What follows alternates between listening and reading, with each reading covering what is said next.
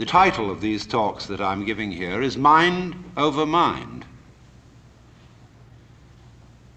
And I'm going into all the various problems which have to do with the control of the mind. And so I might introduce what I'm going to say by saying it from different points of view. For example, if you're interested in communications, it will be the problem of feedback. Or if I may put it in theological terms, how does man follow the will of God if the will of man is perverse? The theologians say, you cannot do this without having divine grace, or the power to follow the will of God. How then do you get grace? Why is grace given to some and not to others? If I cannot follow the will of God by my own effort because my will is selfish, how will my will, which is selfish, be transformed into an unselfish will? If I cannot do it because I am already the selfish will, then grace must do it. If grace has not already done it, why not? Because I didn't accept it, but by definition I had no power to accept it because my will was selfish. Must I then become a Calvinist and say that only those people who are predestined to receive grace will be able to live the good life? Then we come back to the inadmissible position that people who live evil lives and do not get grace because they are not predestined to it out of the infinite wisdom of the Godhead, then God himself must be held responsible for their evil deeds. And so that is a nice little tangle. If I put this in the language of Oriental philosophy and religion, it would be something like this. The Buddha said that wisdom must come only from the abandonment of selfish craving or desire. One who abandons that desire attains nirvana, which is supreme peace, liberation. Nirvana means in Sanskrit blow out. That is, exhale the breath. The opposite, desire, is to breathe in. Now if you breathe in and hold it, you lose your breath. But if you breathe out, it comes back to you. So the principle here is, if you want life, don't cling to it. Let go. But the problem is, if I desire not to desire, is that not already desire? How can I desire not to desire?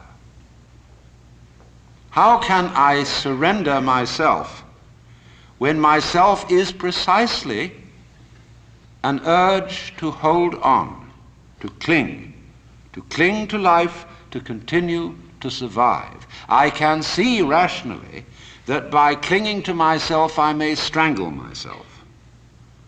I may be like a person who has a bad habit, as a result of which he is committing suicide. And he knows that, but can't give it up, because the means of death are so sweet. So it all comes down to this basic question, that human beings have for a long, long time been concerned about transforming their minds. Is there any way in which one's mind can be transformed?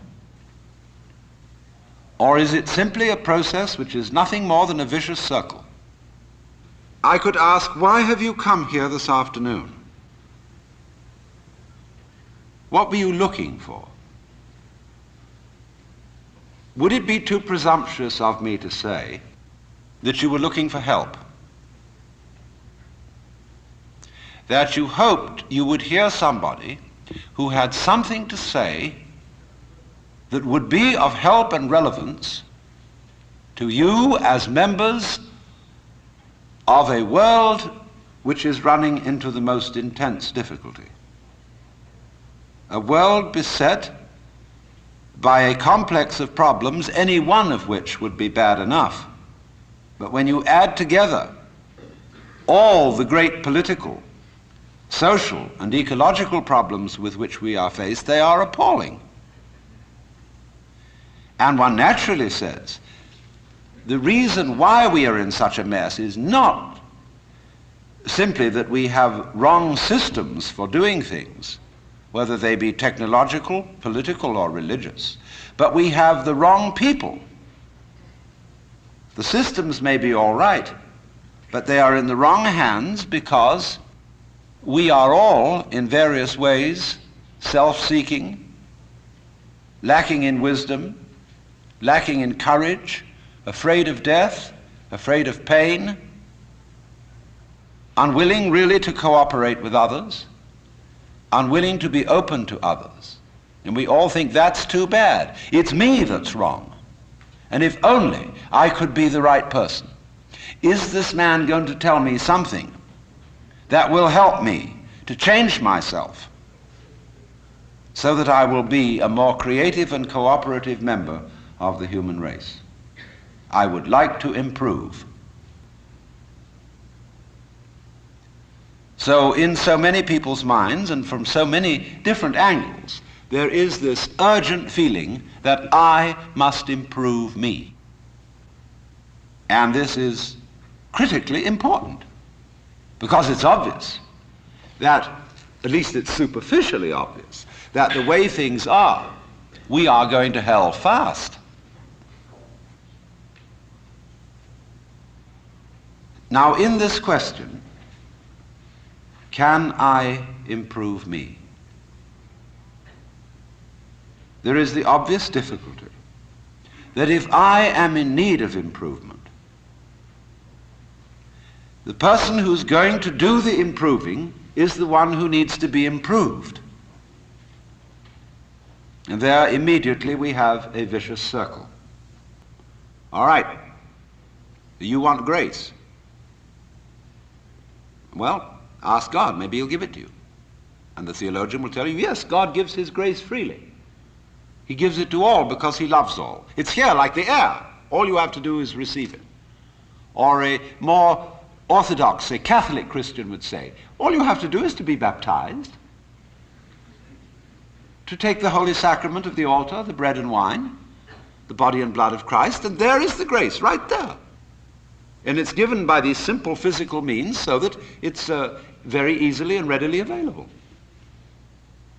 Well, a lot of people got baptized, and it doesn't always take. People fall from grace. Why do they? You see, we're just talking about the same old problem, but we've put it a step up. But it's the same problem. How can I improve myself? Was the first problem. The second problem is, how can I accept grace? They're both the same problem. Because you've got to make a move which will put yourself out of your own control into the control of a better. If you don't believe in the Christian kind of a God, you can believe in the Hindu kind of a God, who is your inner self. You see, you've got a lower self, which you can call your ego. That's that little scoundrelous fellow that's always out for me. But behind the ego, there is the Atman, the inner self, the inward light, as Quakers would call it, the real self, the spirit, which is substantially identical with God.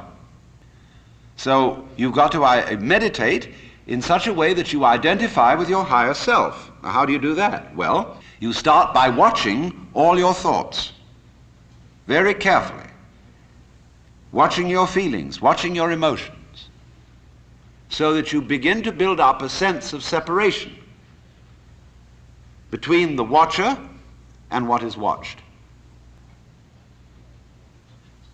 so that you are, as it were, no longer carried away by your own stream of consciousness. You remain the witness, impassively, impartially, suspending judgment and watching it all go on.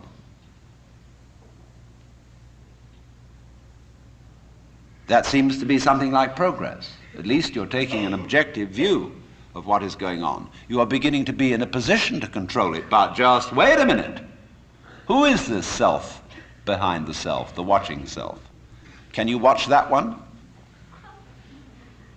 It's interesting if you do, because you find out, of course, that this is just as the problem of grace is nothing more than a transposition of the first problem. How am I to be unselfish? By my own power. It becomes, how am I to get grace by my own power? So in the same way, we find that the watching self, or the observing self, behind all our thoughts and feelings, is itself a thought. That is to say,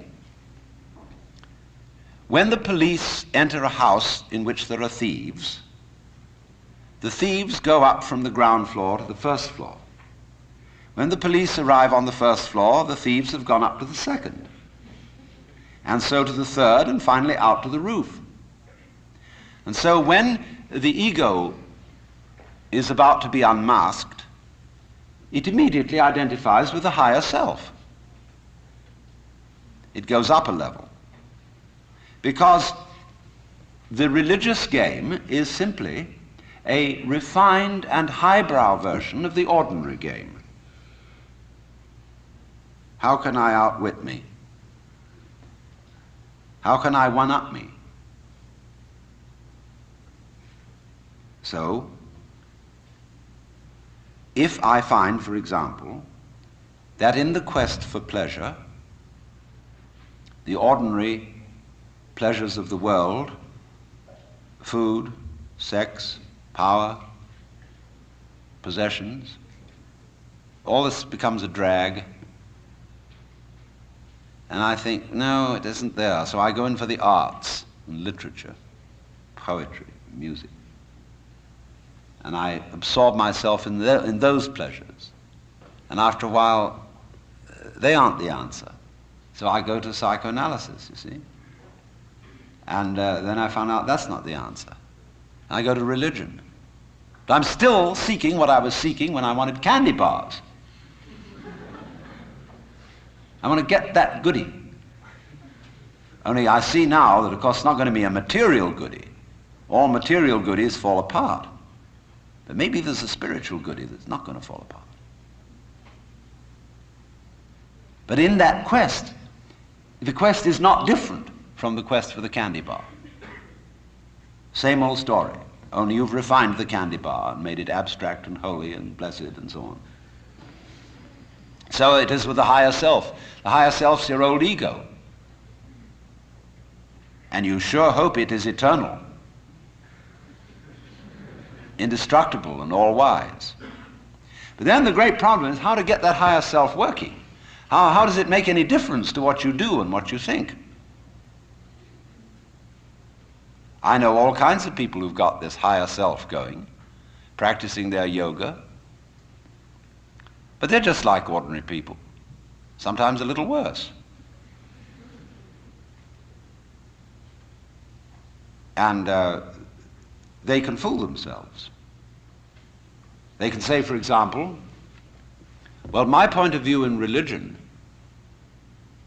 is very liberal. I believe that all religions have divine revelation in them, but I don't understand the way you people fight about it. You fight and say that we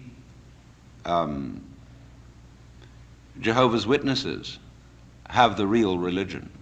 Others say, well, we Roman Catholics have it. And the Muslims say, no, it is in the Quran, and this is the right way. And somebody else gets up, and he may be a rather highbrow Catholic, and say, Well, God has given the Spirit through all the traditions, but ours is the most refined and mature. And then somebody comes along and says, well, as I said, they're all equally revelations of the divine. And in seeing this, of course, I'm much more tolerant than you are. You see how that game is going to work? See, I could take this position. Supposing you regard me as some sort of a guru, and you know how gurus hate each other. They're always putting each other down. And I could say, well, I don't put other gurus down. See, that outwits all of them. See, we're always doing that. We're always finding a way to be one up. And by the most incredibly subtle means. So you see that, you see? And you say, I realize I'm always doing that. Now tell me, how do I not do that? I say, why do you want to know?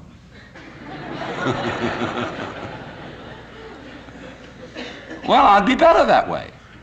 Yeah, but why do you want to be better? You see, the reason you want to be better is the reason why you aren't. Shall I put it like that? We aren't better because we want to be. Because the road to hell is paved with good intentions.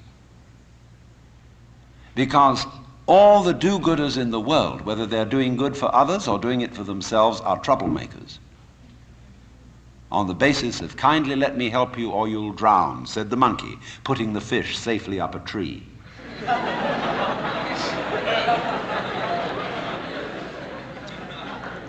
We white Anglo-Saxon Protestants, British, German, American, have been on a rampage for the past 100 or more years to improve the world. We have given the benefits of our culture, our religion, our technology to everybody, except perhaps the Australian Aborigines. And we have insisted that they receive the benefits of our culture, even our political styles, our democracy. You better be democratic, or we'll shoot you. And having conferred these blessings all over the place, we wonder why everybody hates us. See, because sometimes doing good to others, and even doing good to oneself, is amazingly destructive. Because it's full of conceit. How do you know what's good for other people? How do you know what's good for you? If you say you want to improve, then you ought to know what's good for you. But obviously you don't, because if you did, you would be improved. So we don't know. It's like the problem of geneticists, which they face today. I went to a meeting of geneticists not so long ago where they gathered in a group of philosophers and theologians and said, now look here, we need help. We now are on the verge of figuring out how to breed any kind of human character we would want to have. We can give you saints, philosophers, scientists, great politicians, anything you want. Just tell us, what kind of human beings ought we to breed? So I said, how will those of us who are genetically unregenerate make up our minds what genetically generate people might be? Because I'm afraid very much that our selection of virtues may not work. It may be like, for example, this new kind of high-yield grain which is made, and which is becoming ecologically destructive. When we interfere with the processes of nature and breed efficient plants and efficient animals, there's always some way in which we have to pay for it. And I can well see that eugenically produced human beings might be dreadful. We could have a plague of virtuous people. Do you realize that? Any animal considered in itself is virtuous. It does its thing. But in crowds, they're awful. Like a crowd of ants or locusts on the rampage. They're all perfectly good animals, but there's just too much. I could imagine a perfectly pestiferous mass of 1 million saints. So I said to these people, look, there's the only thing you can do. Just be sure that a vast variety of human beings is maintained. Don't please breed us down to a few excellent types. Excellent for what? We never know how circumstances are going to change and how our need for different kinds of people changes. At one time, we may need very individualistic and aggressive people. At another time, we may need very cooperative, team-working people. At another time, we may need people who are full of interest in dexterous manipulation of the external world. At another time, we may need people who explore into their own psychology and are introspective. There is no knowing. But the more varieties and the more skills we have, obviously, the better. So you see, here again, the problem comes out in genetics. We do not really know how to interfere with the way the world is. The way the world actually is an enormously complex, interrelated organism. The same problem arises in medicine because the body is a very complexly interrelated organism. And if you look at the body in a superficial way, you may see there's something wrong with it. Here's chickenpox. And there's spots that itch that come out all over the place. Well, you might say, well, spots are there, cut them off. So you kill the bug. Well, then you find you've got real problems. Because you had to introduce some bugs to kill the bug. It's like bringing rabbits into Australia.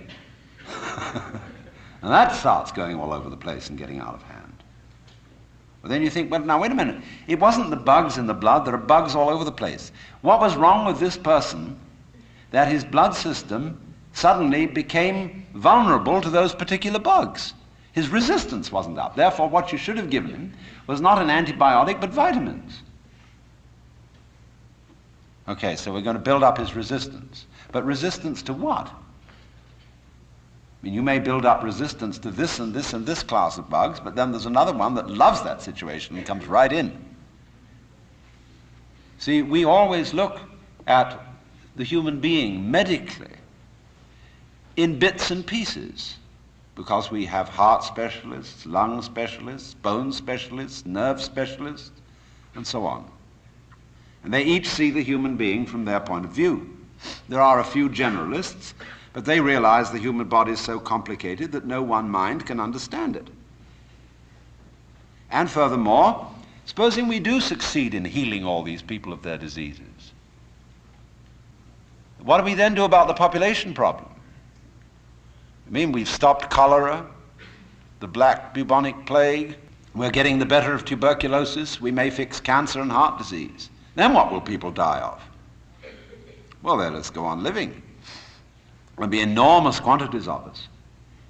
Then we have to fix this birth thing. Pills for everybody. Then we find, what are the effects, the side effects of those pills?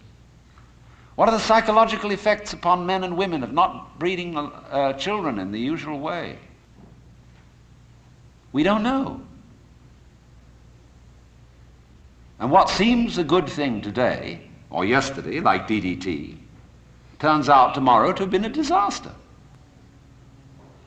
What seemed in the moral and spiritual sphere too, like great virtues in times past, are easily seen today as hideous evils. Let's take, for example, the Inquisition. In its own day, among Catholics, the Holy Inquisition was regarded as we today regard the practice of psychiatry.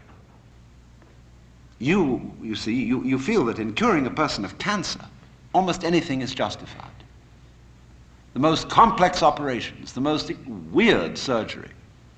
People suspended for days and days on end of tubes with X-ray penetration, burning.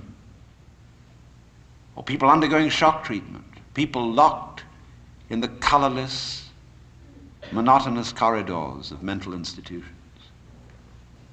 In all good faith, they knew that witchcraft and heresy were terrible things, awful plagues, imperiling people's souls forever and ever.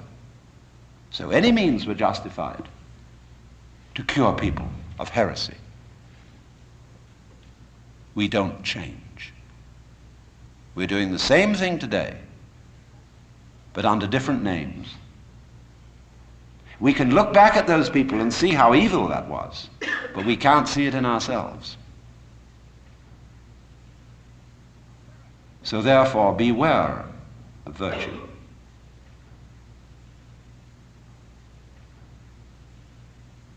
Lao Tzu, the Chinese philosopher, said, "The highest virtue is not virtue, and therefore really is virtue. But inferior virtue cannot let go of being virtuous, and therefore is not virtue."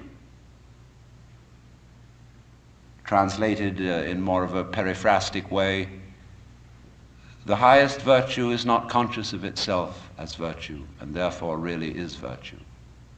Lower virtue is so self-conscious that it's not virtue. In other words, when you breathe, you don't congratulate yourself on being virtuous. But breathing is a great virtue. It's living. When you come out with beautiful eyes, blue or brown or green as the case may be, you don't congratulate yourself for having grown one of the most fabulous jewels on earth. So it's just eyes. And you don't account it a virtue. To see, to entertain the miracles of color and form, you say, oh, that's just... But that's real virtue. Virtue in the sense, the old sense of the word, as strength, as when we talk about the healing virtue of a plant. That's real virtue. But the other virtues are stuck on. They're ersatz, they're imitation virtues. And they usually create trouble. Because more diabolical things are done in the name of righteousness. And be assured that everybody of whatever nationality or political frame of mind or religion always goes to war with a sense of complete rightness. The other side is the devil. Our opponents, whether in China or Russia or Vietnam, have the same feeling of righteousness about what they're doing as we have on our side. And a plague on both houses, because, as Confucius said, the goody-goodies are the thieves of virtue, which is the form of our own proverb. The road to hell is paved with good intentions. So in a way, the moral or the immoral of these considerations is that if you are really aware of your own inner workings,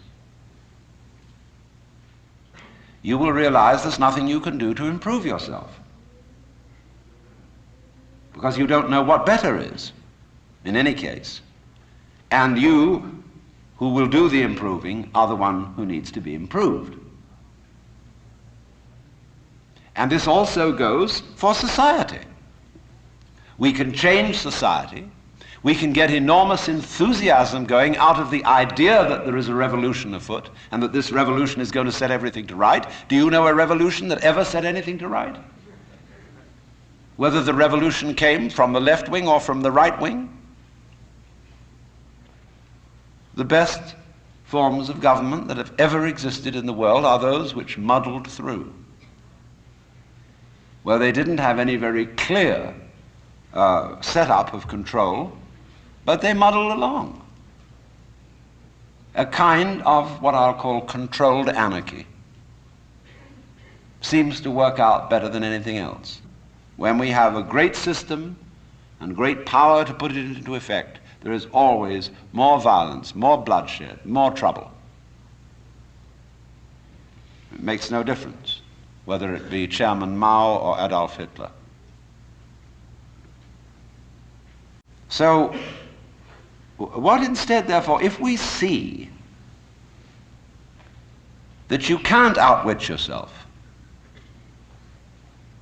you can't be, shall I say, unself-conscious on purpose, you can't be designedly spontaneous,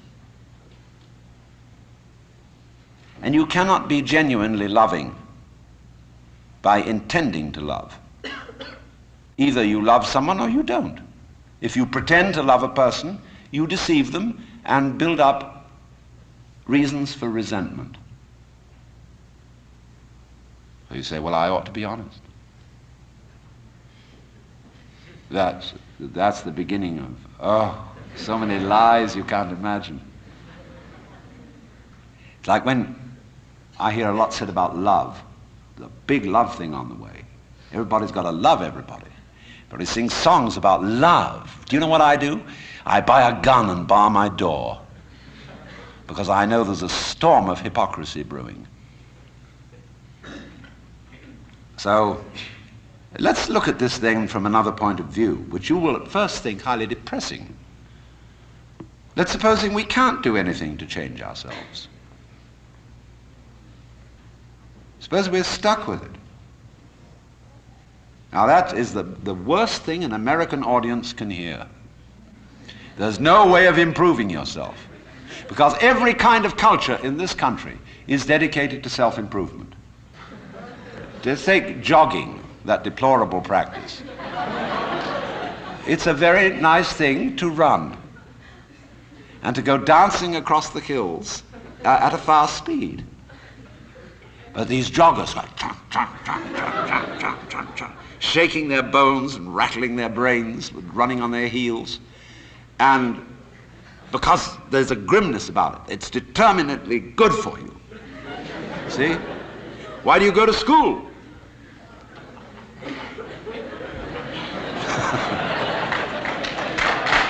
Look. Now, wait a minute. You may not clap when I'm through. There's only one reason for going to school. And that is that somebody's got something here, whether it's a professor or a library, that you want to find out. That you are incredibly interested in how to write Chinese characters or how to understand botany.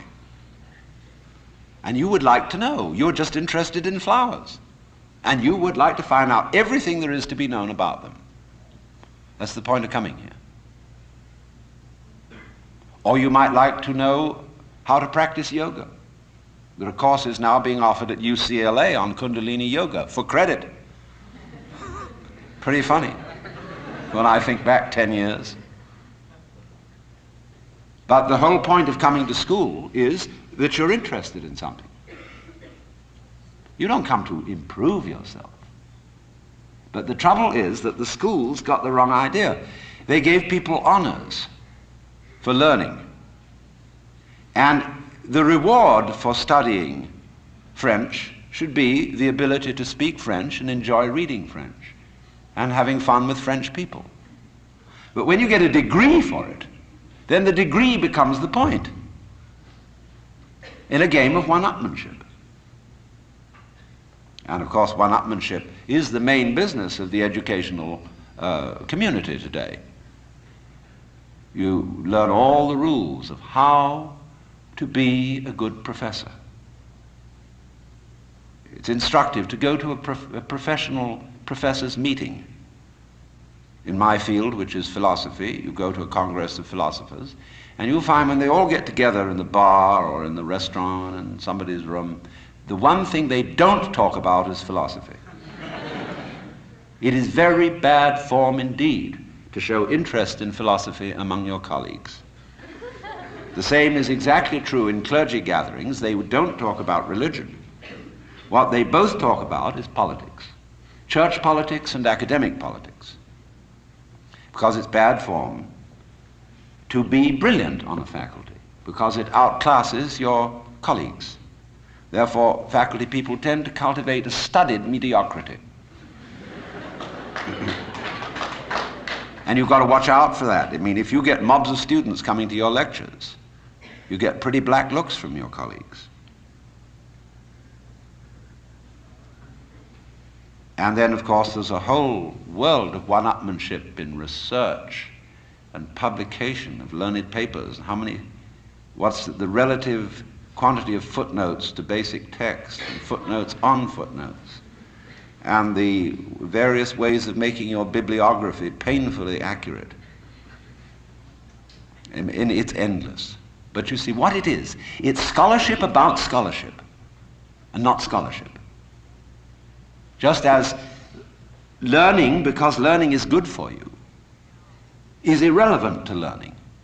The whole idea of improving yourself by learning is irrelevant to the learning process. And in the same way, doing business is doing business. Doing business, such as manufacturing clothes, is a very good thing to do.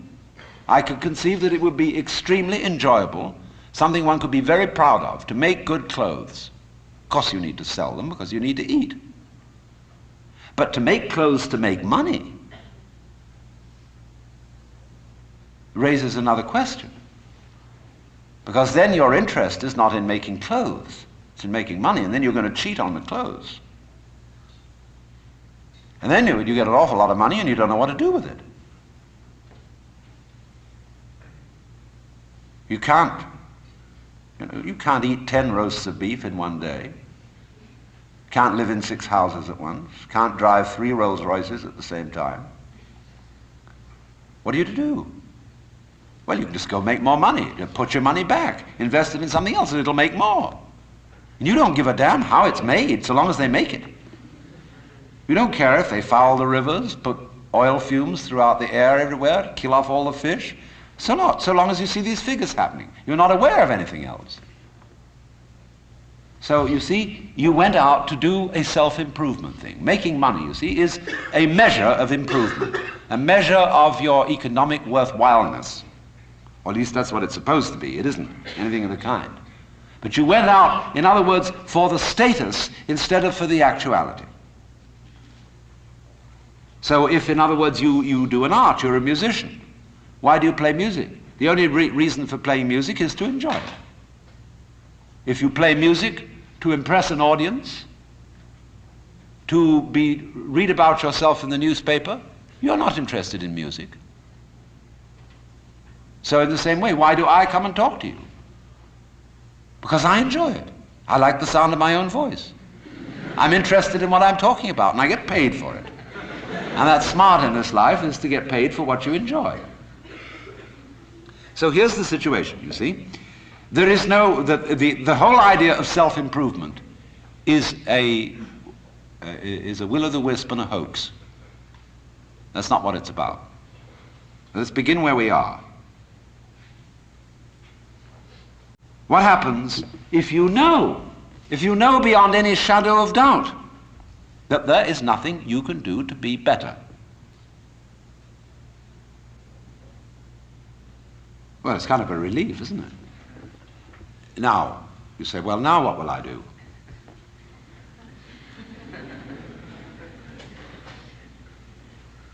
See, there's a little fidget comes up. Because we're so used to making things better, leave the world a better place than when you found it, sort of thing. I want to be of service to other people, and all these dreadfully hazy ideas. And so we think there's that little itch still. But supposing instead of that, seeing that there isn't really anything we can do to improve ourselves or to improve the world, if we realize that that is so, it gives us a breather in the course of which we may simply watch what is going on. Watch what happens. Nobody ever does this, you know. And therefore, it sounds terribly simple. It sounds so simple that it looks as if it isn't worth doing. But you ever just watched? Watch what's happening, and watch what you are doing by way of reaction to it. Just watch it happen. And don't be in a hurry to think you know what it is. In other words, people look at say, oh, that's the external world. Oh, how do you know? The whole thing, from a neurological point of view, is a happening in your head. That you think there is something outside the skull is a notion in your nervous system. There may or may not be, but it's a notion in your nervous system. You think this is the material world. Well, that's somebody's philosophical idea. Or maybe you think it's spiritual. That too is somebody's philosophical idea. This real world is not spiritual. It is not material. The real world is simply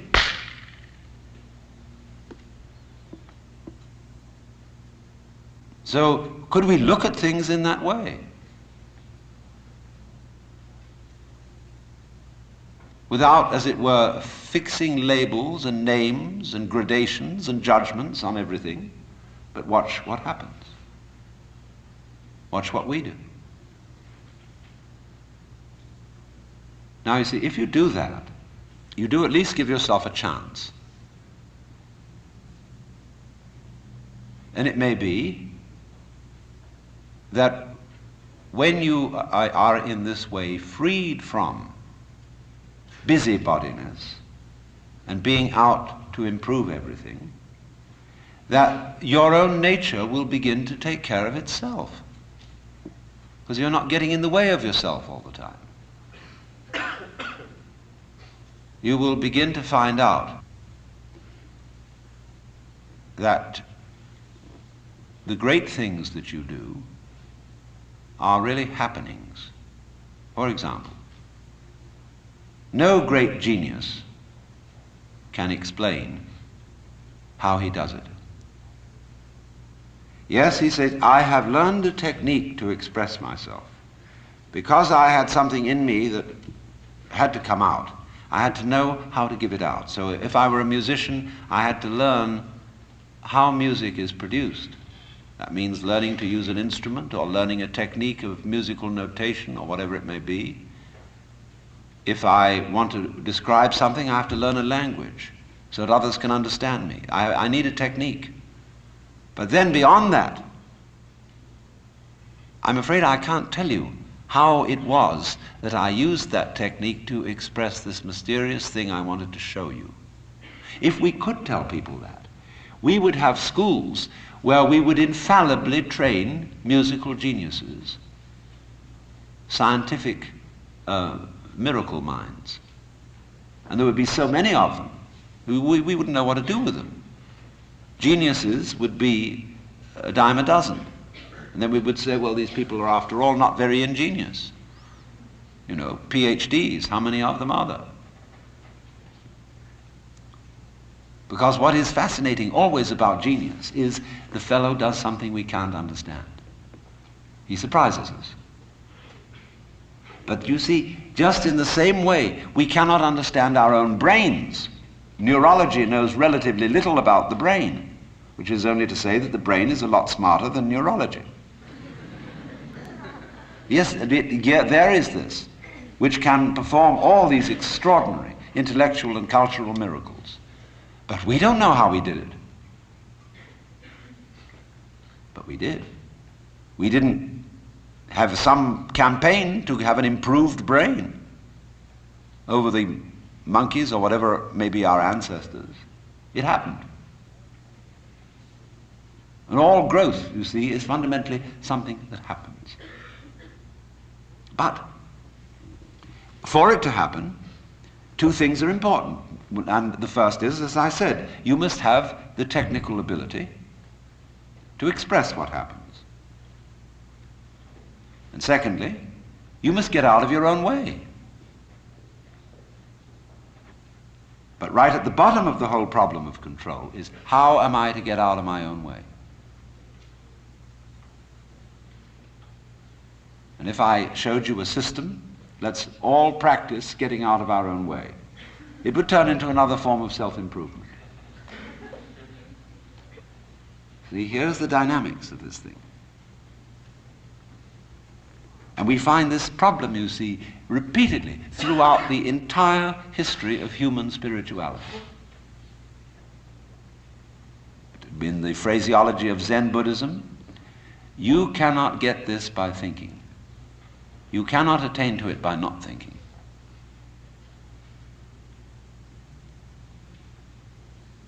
It is only, you see, as getting out of your own way ceases to be a matter of choice, when you see that there's nothing else for you to do. When you see, in other words, that doing something about your situation is not going to help you. When you see equally that trying not to do anything about it is not going to help you. Where are you? Where do you stand? You're nonplussed. And you are simply reduced to watching. Now you may say, I need some help in this process, and therefore I am going to find someone else to help me. It may be a therapist. It may be a clergyman. It may be a guru.